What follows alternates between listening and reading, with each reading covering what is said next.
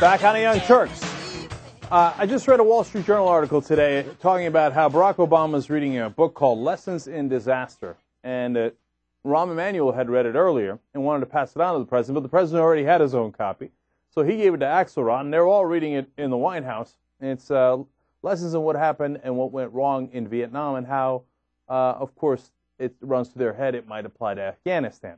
So as they try to make a decision on this 8th anniversary of the Afghanistan war today.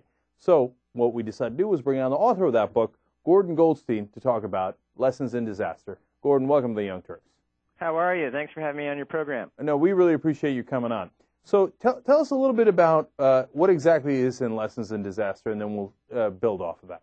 Yeah, very briefly, Lessons in Disaster is a book that I wrote based on my collaboration with McGeorge Bundy, who is the National Security Advisor to President Kennedy and President Johnson, who was one of the architects of the Vietnam War, one of the most passionate advocates of the Vietnam War, but who in the last 2 years of his life went to a different place politically and decided that he was going to explore the lessons of the war and how we got it wrong.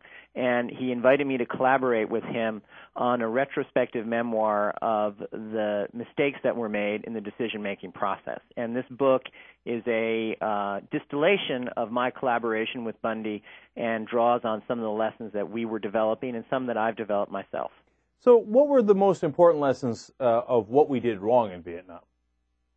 Well, you know, there are abundant number of lessons. I think one of them that's critically important that's being addressed right now is in how a decision is made and how we arrive at a military strategy. One of the things that Bundy said, it was so insightful, was that in 1965, when Lyndon Johnson was considering a major escalation of the U.S. troop commitment to South Vietnam, he received a proposal for 44 battalions from General William Westmoreland. And there was a series of debates in Washington, very much like the debate that's going on right now in Washington about Afghanistan. And what Bundy said was this. He said, at that time, we were debating a number and not a use. They were talking about the size of a force rather than the strategy that would govern how we would use our military power in South Vietnam. And one of the takeaways from the current debate, from my perspective, is it seems that this president is inverting that. And by refusing to consider General McChrystal's proposal for a troop increase of up to 40,000 troops right now, and instead focusing on a debate about the strategy, what strategy is going to govern our military operations in Afghanistan, I think the president is going down the right path. Now, Gordon, though, to be fair to General McChrystal, he's not requesting the troops for the same purposes that General Westmoreland did. And in my opinion, his strategy seems to be a fairly sound one as far as counterinsurgency goes. Does that make a difference? Well, you know, let's examine that. Let's look at the strategies that William Westmoreland was pursuing and what General McChrystal is pursuing. In Vietnam, we advocated a strategy of clear and hold. In Afghanistan, we're advocating a strategy of clear, hold, and build. In Vietnam, we tried to create a system of so-called strategic hamlets to protect the population. General McChrystal's proposal is for a vast program of population protection. He says the population is the key, and we have to defend the people against all threats, and that's his words. In Vietnam, we waged a war to win the hearts and minds. In Afghanistan, General McChrystal is arguing that we have to shape the perceptions and the feelings of the Afghan population to win their allegiance and to make us legitimate as partners to them. I think there are a lot of strong parallels between Vietnam and Afghanistan with respect to the military strategy that we're following. Well, now, wait a minute, though. That might have been the intent, but that was not. It did not appear to be the result of what we did in Vietnam. We didn't seem to do a very good job of protecting the population as we napalmed them, and we certainly didn't win any hearts and minds that way. Now, another book that's out right now is called A Better War, and apparently that has a lot of advocates within the military and some within the government as well, within the administration, that says we had actually changed strategy in Vietnam to a similar strategy to what you're talking about, what McChrystal's talking about, but that was later in the war. Do you think that that has some truth to it? Well, you know, the argument for that book is, in essence, if we had pursued a different strategy, we would have prevailed ultimately in the war. I find that, frankly, to be, an extraordinarily difficult argument to make. I don't see any plausible scenario in which we would have achieved our objective, which was basically to grind down the Viet Cong and the North Vietnamese through a strategy of coercion, to bleed them to the point where they would come to the negotiating table and capitulate on terms favorable to the United States. That was never a plausible outcome, and I don't think it was a plausible outcome moving ahead from 1968, as that particular book argues. Well, so we'll never know in Vietnam, of course, because then we ended the war because we'd gone on the wrong path for so long. Even if that was the right path, we didn't have time to continue going in that direction, right? But some could say for political reasons, others could say for very logical reasons.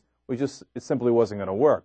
Now, but in Iraq, we did have a situation where it seems that the counterinsurgency of Petraeus, which is very similar to what McChrystal is doing in Afghanistan, did have some positive results. So does that change your way of thinking at all?